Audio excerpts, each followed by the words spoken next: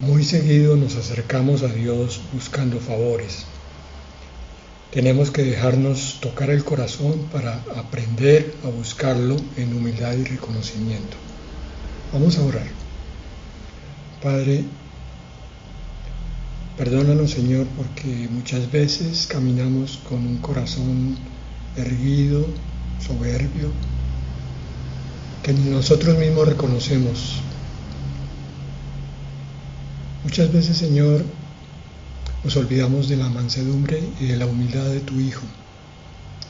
Y como cristianos asumimos posturas que no corresponden, Señor, a lo que tú quieres en nosotros.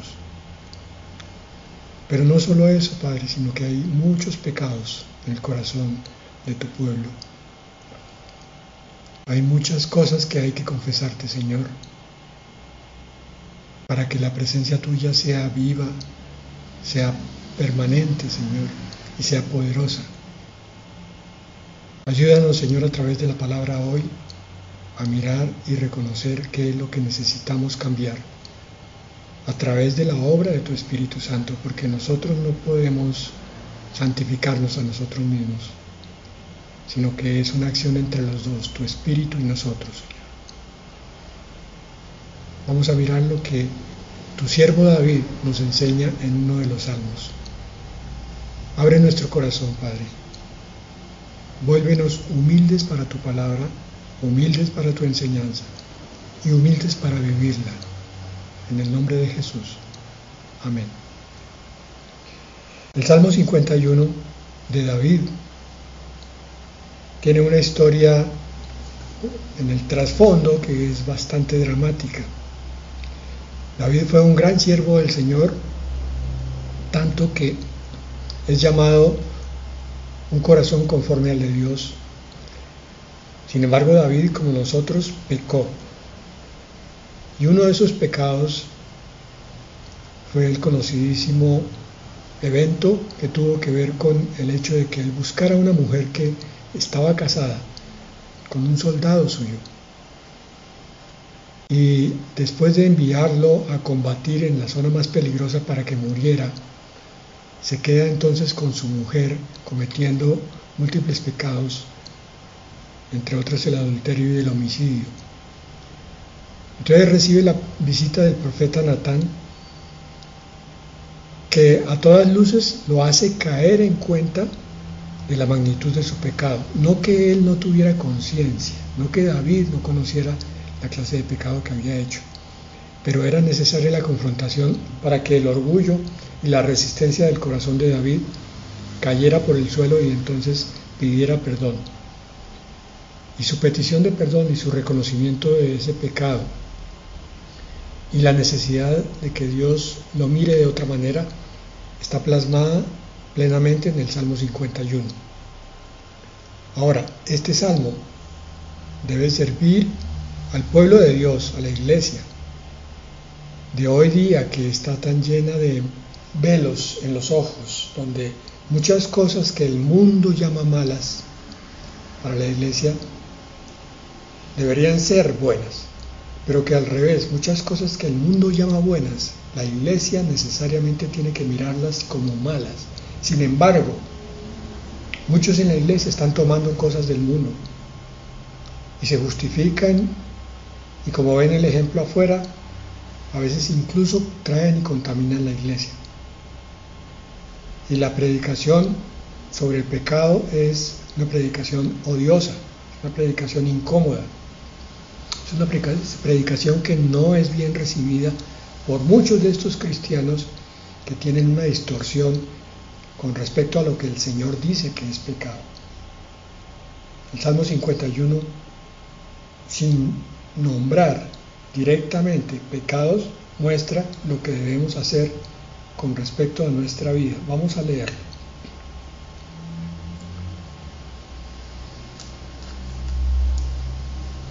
Empecé diciendo que nos acercamos frecuentemente a Dios buscando sus favores, pero que debemos dejarnos tocar el corazón para aprender a buscarlo en humildad y en reconocimiento de pecado, en confesión de pecado.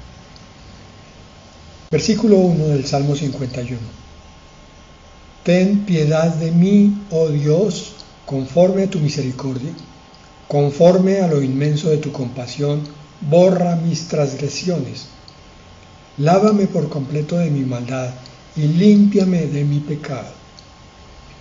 Vamos a leer este salmo por sectores y analizarlo de la misma manera. En estos dos versículos descubrimos que el principio de la santidad del creyente se basa en dos cosas. Por el Nuevo Testamento sabemos que es la obra inmensa del Espíritu Santo por gracia, misericordia y compasión de Dios sobre la criatura. Gracia totalmente inmerecida, como un regalo que Dios nos da por su grandeza precisamente. En lo grande de su corazón nos ve a nosotros en nuestra infinita pequeñez y debilidad, y por tanto se enternece su corazón y envía regalos a dos manos. La misericordia es una de ellas. Misericordia es ese perdón que nos da Dios sobre pecados que hemos cometido. Y la compasión es otra, que es la comprensión que tiene Dios de nuestra poca fortaleza y de nuestra gran debilidad. Pero solo hasta que la palabra nos abre los ojos es que podemos ver lo inmenso de esta gracia de Dios. Por eso, el creyente que es juicioso en el estudio de la palabra es el que primero va cayendo en cuenta de cuánto necesita darle gracias a Dios por todos sus regalos inmerecidos. Pero después de esta gracia entonces viene el segundo punto, que es la obra del reconocimiento de mis transgresiones, basada en que el Espíritu Santo me ha redarguido y en que a través de la palabra he conocido la magnitud de mi pecado. Por eso David dice: lávame por completo de mi maldad y límpiame de mi pecado. Antes había dicho: borra mis transgresiones. ¿Cómo? Conforme a tu misericordia y a lo inmenso de tu compasión. David reconoce la grandeza de Dios y la pequeñez infinita del pecador. Versículo 3 hasta el 5. Porque yo reconozco mis transgresiones y mi pecado está siempre delante de mí. Contra ti solo he pecado y he hecho lo malo delante de tus ojos, de manera que eres justo cuando hablas y sin reproche cuando juzgas. Yo nací en iniquidad y en pecado me concibió mi madre. David, después de esa exhortación con la palabra de Dios a través del profeta Natán, es capaz entonces de ver la magnitud inconcebible de su pecado y de cómo lo había apartado de la voluntad de Dios. Yo reconozco mis transgresiones. Tuvo la valentía y la humildad suficiente para reconocer, para confesar, para no encubrir y no disculpar. Mi pecado está siempre delante de mí. Reconoce que su conciencia le está martillando y le está mostrando que ha fallado. Recuerden ustedes que la conciencia puede ser enfriada y hasta cauterizada cuando el pecado se vuelve crónico. Y es por eso que es tan importante estar oyendo la palabra de Dios, que nos refresca la magnitud del pecado y las consecuencias de él. De tal manera que entonces nos hace conscientes de cuánto estamos apartados o cuánto debemos estar cercanos de Dios. Hay muchos pecados no reconocidos en nuestra vida. Alguien decía que entre más santidad, más conciencia de pecado, de pecaminosidad. Es decir, entre más tiempo pasa en la vida cristiana, entre más palabras se lee, más consciente se es de cuánto Dios nos favorece de forma que no merecemos, porque en nosotros mora el pecado, como está escrito en el capítulo 7 del libro de Romanos, en la confesión que hizo Pablo de la misma manera. En mi carne mora el pecado. Y hay muchos que no son reconocidos. El más frecuente es el orgullo o la soberbia. De ese orgullo y soberbia vienen conductas pecaminosas, porque por el orgullo andamos en ira, cometemos mentiras, vivimos por la autodeterminación, con independencia de Dios, por tanto no caminamos en su voluntad sino en la nuestra, siguiendo nuestros apetitos y nuestras atracciones fatales, en vez de seguir su palabra y su voluntad. El orgullo fue el primer pecado del universo, el pecado de Lucifer, y es la raíz de la rebelión contra Dios también, la raíz de la desobediencia a su palabra, la raíz de no tomar toda la palabra para la vida cristiana.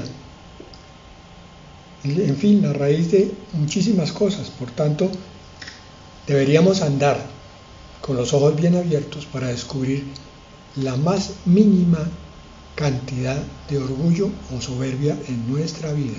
Y es frecuentísimo que se sale en una discusión con la persona cercana, se sale en una elección de un capricho por encima de algo que conviene realmente. Ese orgullo y soberbia afloran también cuando yo me estoy justificando por algo que hice y que no quiero confesar abiertamente, etcétera, etcétera. Es impresionante cuántos pecados podemos cometer en un día por cuenta del orgullo. Por eso el versículo 6 dice: tú deseas la verdad en lo más íntimo y en lo secreto me harás conocer sabiduría. David está diciéndole al Señor: tú deseas la sinceridad interior de la confesión, si es necesario cada día, y más frecuente todavía. Cada palabra que yo digo puede estar teñida o nacida de la soberbia y el orgullo, o de la verdad cristiana, de la vida de Cristo en mí. Yo escojo. De la abundancia del corazón habla la boca. Cada una de mis acciones puede nacer también, o bien de la palabra que ha sido sembrada en mi corazón, o bien del orgullo que no ha sido domesticado todavía. Cuando hay sinceridad, hay comunión en intimidad. Decía el Salmo: tú deseas la verdad en lo más íntimo. El deseo de Dios es que yo aprenda a ser sincero, que aprenda a decirle: Señor, pequé, erré en esto, cometí esta locura, Señor. Y con esa sinceridad, entonces, y con ella, junto con ella, la sabiduría, el entender lo que Dios quiere de mí y mi humillación delante de Él, que es mi obediencia ante su palabra. Salmo 51, 7 al 12. Purifícame con hisopo y seré limpio, lávame y seré más blanco que la nieve. Hazme oír gozo y alegría, haz que se regocijen los huesos que has quebrantado. Esconde tu rostro de mis pecados y borra todas mis iniquidades. Crea en mí, oh Dios, un corazón limpio y renueva un espíritu recto dentro de mí. No me eches de tu presencia y no quites de mí tu Santo Espíritu. Restitúyeme el gozo de tu salvación y sosténme con un espíritu de poder. El Salmo 51 es toda una poesía en forma de clamor a Dios.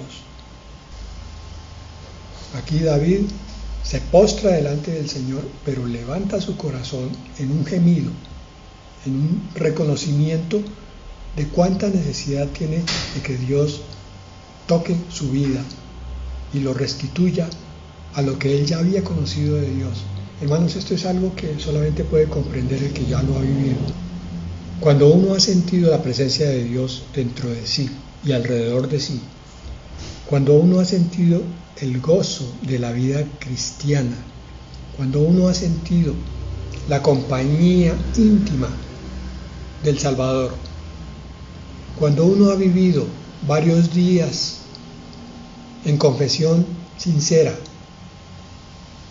y sin caer en pecado por la ayuda del Espíritu Santo, hay un gozo indescriptible, hay una altura espiritual que solamente el que la ha caminado la puede describir. Por eso esto es una invitación para que aquellos que no lo han vivido lo busquen, lo experimenten, traten de caminar con Dios con toda fidelidad y con toda sinceridad, para que sientan lo que se pierde cuando el creyente peca.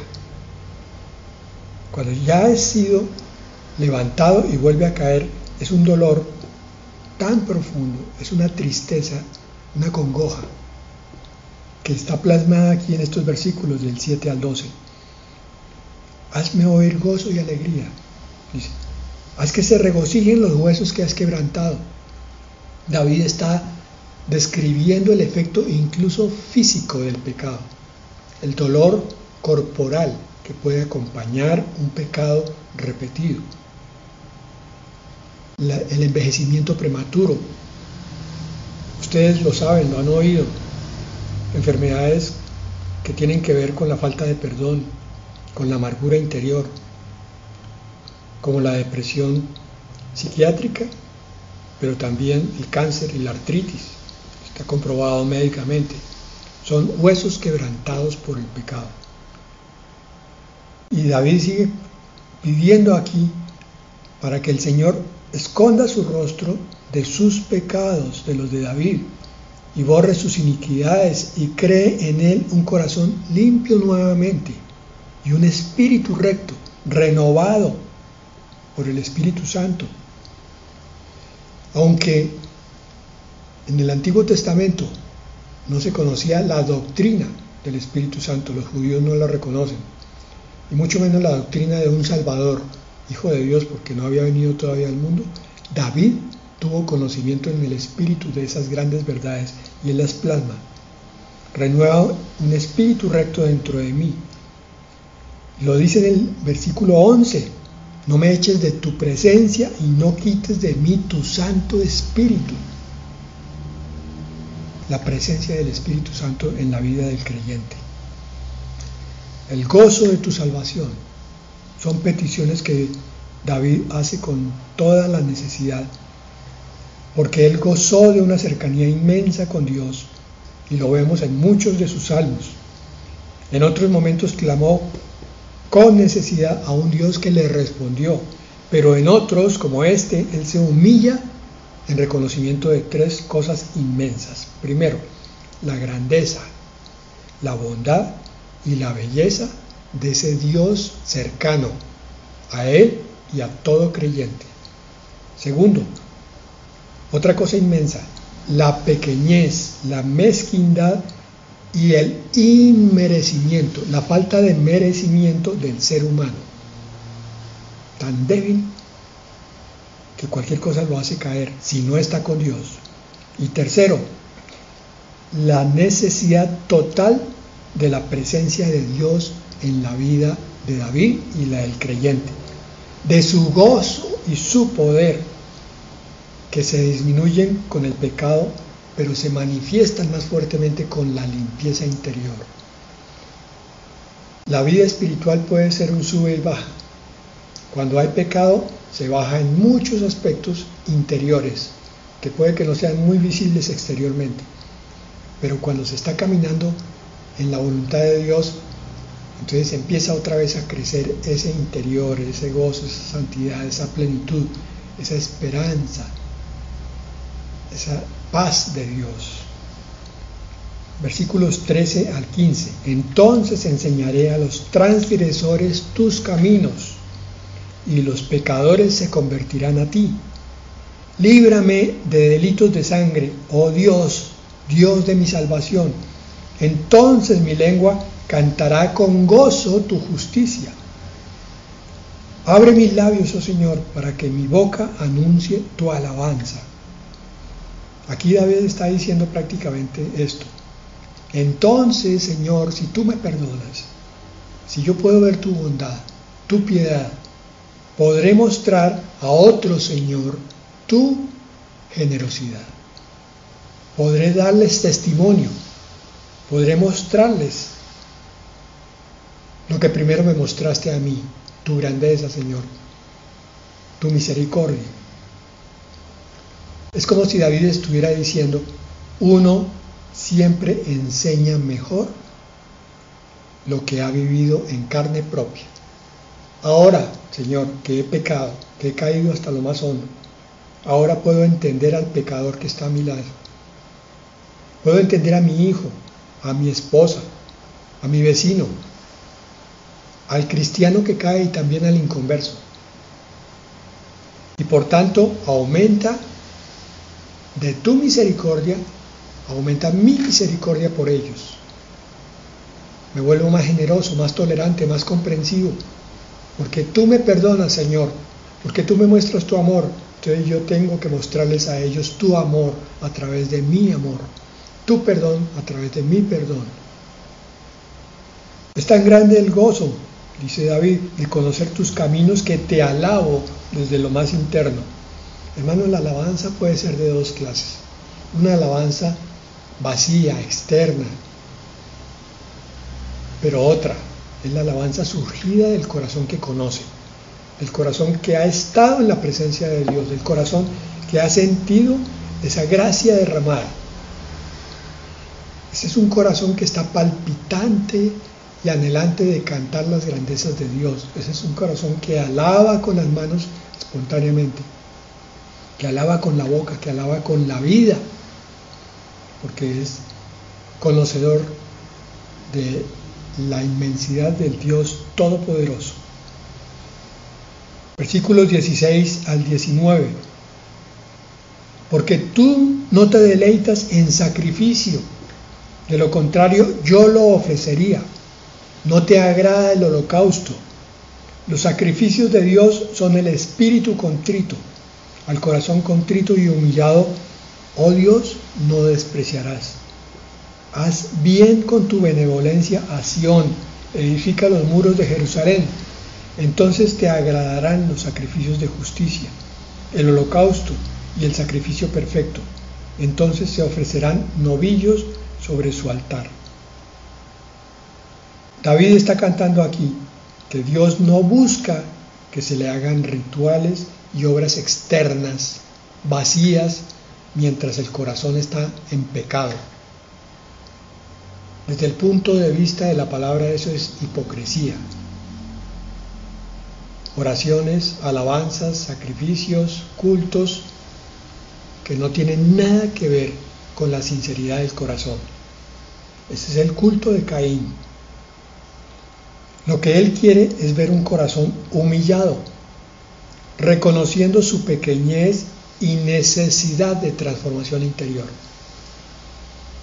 Dios quiere que tú comprendas que necesitas un Salvador y que lo aceptas voluntariamente día tras día, no solamente una vez, sino que cada día es necesario que Él te enseñe, tu Salvador, desde tu corazón, a crecer en perdón, en tolerancia, en aceptación, en amor.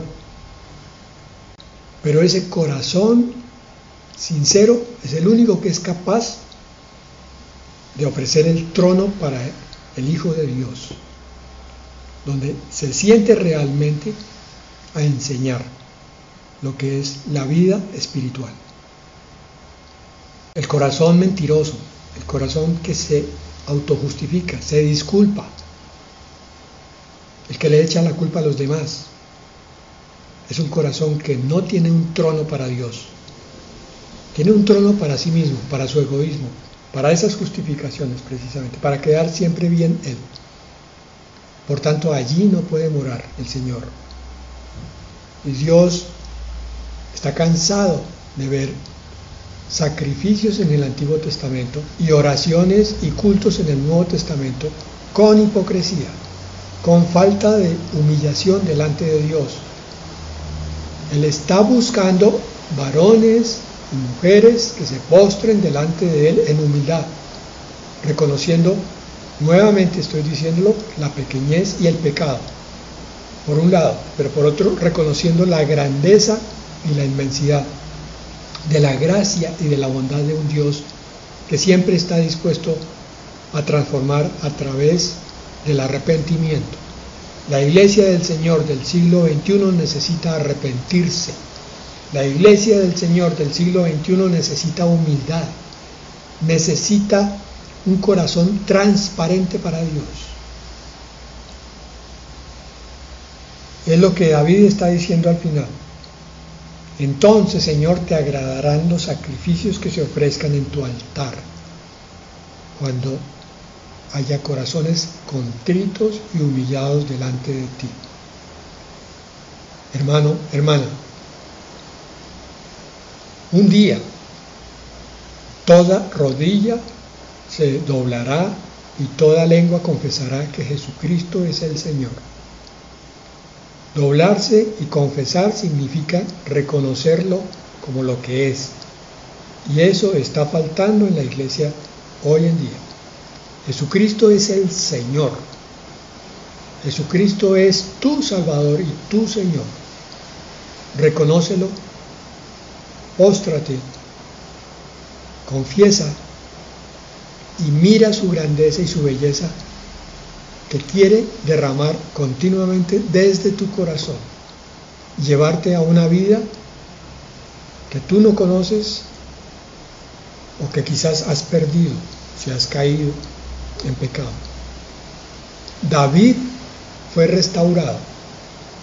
Después de esto, siguió sufriendo las consecuencias de su pecado, pero su espíritu quedó en paz con el Señor después de esta hermosa confesión y de este hermoso reconocimiento de quién es Dios.